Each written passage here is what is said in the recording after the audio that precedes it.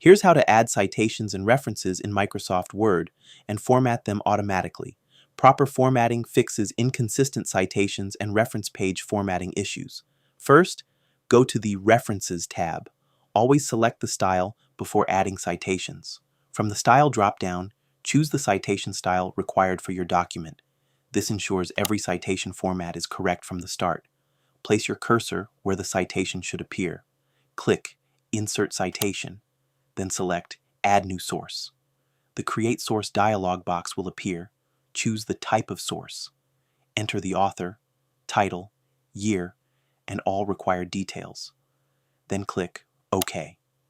Word inserts the citation automatically, formatted in your selected style.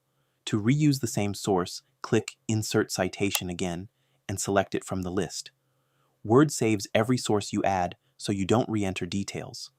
Only sources that are cited in the document will appear in the References list.